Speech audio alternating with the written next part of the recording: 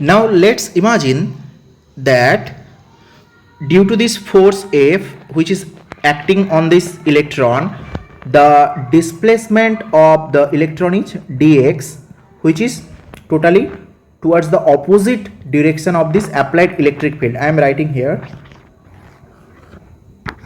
Okay, now let's imagine this is the very small distance, that is dx. One electron is displaced this much due to the applied electric field which is in this direction. Okay, now this electron is displaced in this direction. Okay, so now here you can appreciate this electric field. This electric field is, it has some work, it is doing some work to displace this electron from this position to this position. That means for a little displacement, which is dx, okay, for a little displacement of this electron, this electric field, applied electric field, it's doing some work. Okay, that means there was initially a thermal velocity of this electron which was Vth. Let's imagine which was Vth. It was the thermal velocity of this electron for that moment. Okay, so now let's imagine here at t equals to 0, this is the electron, okay, at t equals to 0 it has one thermal velocity, random velocity, but now you started the electric field or you apply the electric field. Now this electron is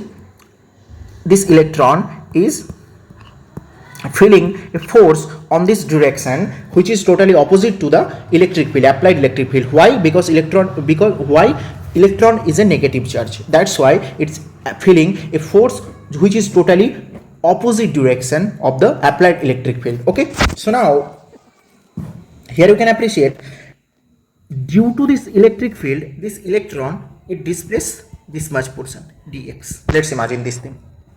Okay, now electron is displaced this much. That means there is some work is done by the electric field to displace this electron from this position to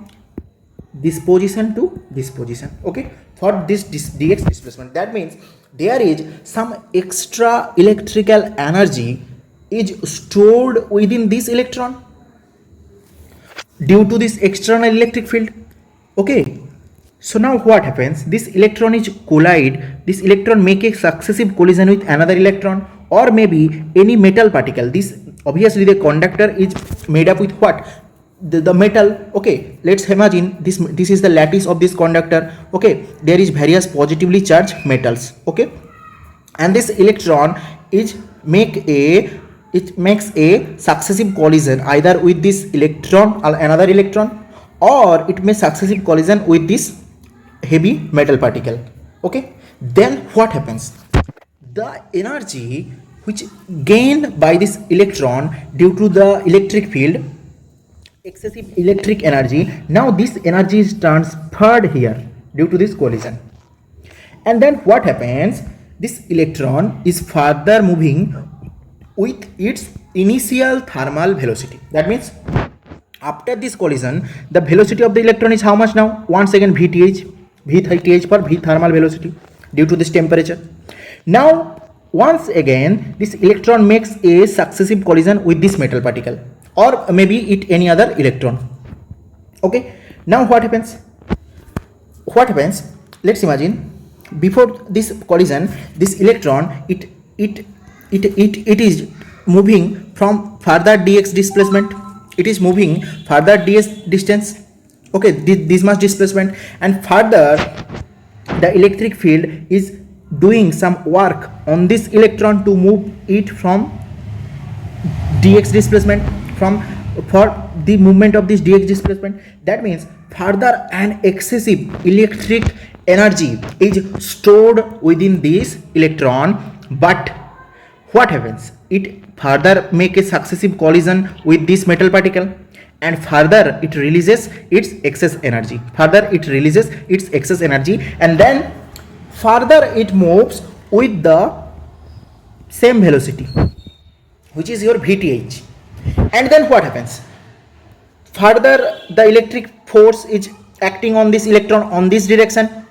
Okay, and what happens now, further it moves dx displacement, and further this electric field is doing a work on this electron to move it this much portion dx displacement, and now further excessive electric energy is stored within this electron, and it makes further a successive collision with this heavy metal particle or maybe another electron or anything.